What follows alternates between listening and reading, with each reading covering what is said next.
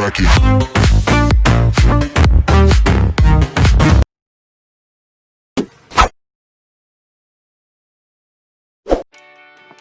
Selamat pagi anak-anak, kembali lagi bersama Ibu Guru. Hari ini kita akan mempelajari perkembangan tumbuhan.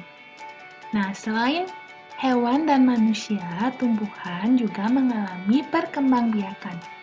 Perkembangbiakan tumbuhan dibagi menjadi dua. Yang pertama, perkembangbiakan tumbuhan secara generatif dan perkembangbiakan tumbuhan secara vegetatif. Perkembangbiakan tumbuhan secara vegetatif dibagi menjadi dua lagi, yaitu vegetatif alami dan vegetatif buatan. Yang akan kita pelajari pertama yaitu perkembangbiakan generatif. Perkembangbiakan generatif adalah perkembangbiakan yang dilakukan melalui proses penyerbukan dan pembuahan.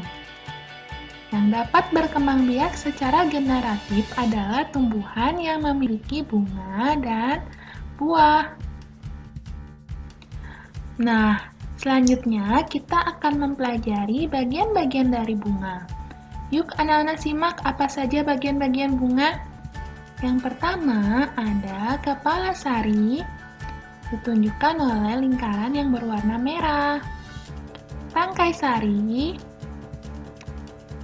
mahkota bunga yang sering berwarna-warni ya, ada yang warnanya merah, warnanya putih, warnanya kuning, dan lainnya.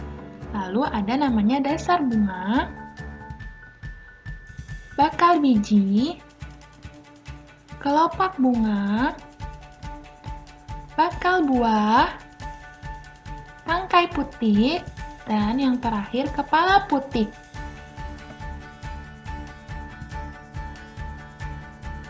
Selanjutnya, kita akan mempelajari penyerbukan. Penyerbukan adalah proses jatuhnya serbuk sari di kepala putik. Penyerbukan dapat dibagi menjadi 4. Yang pertama yaitu penyerbukan sendiri. Penyerbukan sendiri, serbuk sari jatuh di kepala putik pada bunga yang sama. Yang kedua, penyerbukan tetangga. Penyerbukan tetangga, serbuk sari jatuh di kepala putik pada bunga yang masih satu tumbuhan. Yang ketiga, penyerbukan silang. Penyerbukan silang, serbuk sari jatuh di kepala putik pada bunga lain yang sejenis tetapi berbeda tumbuhan. Penyerbukan bastar, serbuk sari jatuh di kepala putik pada bunga yang berasal dari tumbuhan yang berbeda varietas. Perkembangbiakan vegetatif. Nah, sebelumnya sudah mempelajari perkembangbiakan generatif, kita lanjutkan perkembangbiakan vegetatif. Nah, perkembangbiakan vegetatif adalah perkembangbiakan secara tak kawin. Artinya, tidak didahului oleh penyerbukan dan pembuahan. Perkembangbiakan vegetatif meliputi perkembangbiakan vegetatif alami dan perkembangbiakan vegetatif buatan. Nah, contoh dari perkembangbiakan vegetatif alami ada bawang merah, bawang bombay, bawang putih, kentang, pisang, dan lainnya. Lalu ada perkembangbiakan vegetatif buatan, contohnya mencangkok, stek, menyambung, menempel.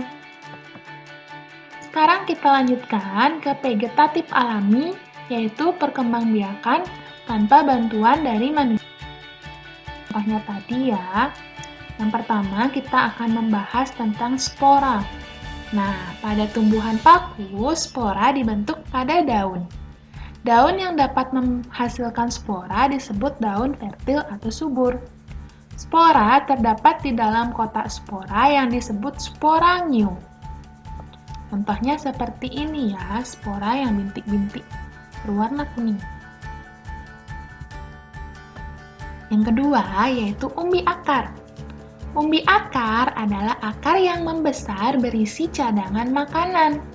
Nah, jika umbi ini ditanam bersama dengan pangkal batang, maka akan tumbuh tunas. Contohnya, wortel, lobak, dan ketela pohon. Umbi batang. Umbi batang adalah batang yang tumbuh di dalam tanah. Bagian ujung batang itu akan menggembung membentuk umbi. Contohnya pada kentang. Selanjutnya, umbi lapis. Umbi lapis adalah bagian dari pelepah daun yang berfungsi sebagai cadangan makanan dan bentuknya berlapis-lapis. Contohnya pada bawang merah, bawang bombay. Kita lanjutkan rizoma. Rizoma atau akar tinggal adalah batang yang tumbuh mendatar di dalam tanah yang menyerupai akar. Nah, contoh tanamannya ada jahe, kunyit, kencur. Selain rizoma, vegetatif alami juga ada pada tunas. Tunas adalah kuncup yang tumbuh pada ujung batang atau ketiak daun. Tumbuhan dapat berkembang biak dengan tunas apabila tunas dari tumbuhan induk dapat tumbuh menjadi tumbuhan baru. Contohnya pada pisang, pada bambu. Selanjutnya tunas daun. Tunas daun juga sering disebut dengan tunas adventif. Pada tepi daun terdapat mata tunas yang dapat tumbuh bila diletakkan di tanah yang subur dan gembur. Contohnya pada tanaman cocer bebek. Geragi. Geragi atau stolon adalah batang beruas yang tumbuh menjalar di atas atau di bawah permukaan tanah. Ruas tanaman bila menyentuh tanah akan tumbuh akar dan tunas baru sehingga menjadi tanaman baru.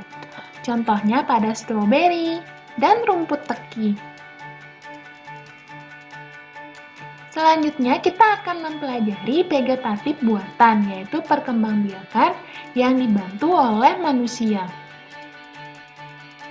Yang pertama ada mencangkok. Mungkin anak-anak sering ya mencangkok di rumahnya orang tuanya, bapaknya mungkin suka berkebun. Mencangkok adalah menumbuhkan akar tumbuh dari batang tanaman yang dicangkok. Lewat akar tumbuh dari batang tanaman itu, kita bisa mendapatkan tanaman baru. Sifat dari tumbuhan yang dihasilkan akan sama dengan induk. Jadi kalau anak-anak mencangkok, tumbuhan yang baru akan sama sifatnya dengan tumbuhan induknya.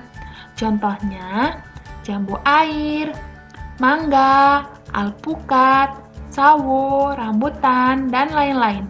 Untuk caranya, anak-anak bisa lihat pada gambarnya. Yang kedua, yaitu ada stek. Nah, mungkin stek ini yang paling gampang ya. Stek adalah cara perkembangbiakan tumbuhan yang berasal dari akar tumbuh dari batang yang ditanam. Contohnya yang biasa di stek adalah tanaman singkong, mawar, rosemary, lavender, dan lain-lain. Nah, untuk gambar stek, langkah-langkahnya bisa dilihat pada gambar. Menempel. Menempel atau okulasi adalah cara menghasilkan tanaman baru dengan menempelkan tunas muda pada ranting atau batang tanaman induk. Tujuannya dari menempel ini adalah menggabungkan dua sifat tanaman yang berbeda dari dua jenis tanaman. Contohnya jeruk nipis, kakao, belimbing, alpukat, dan lain-lain. Nah, untuk cara menempel bisa dilihat pada gambar.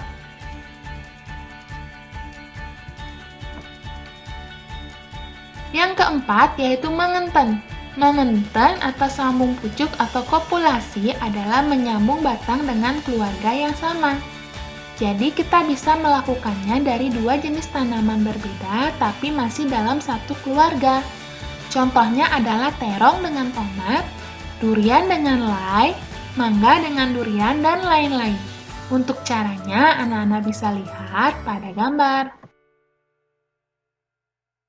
Sekian video pembelajaran hari ini. Sampai jumpa di video selanjutnya. Terima kasih.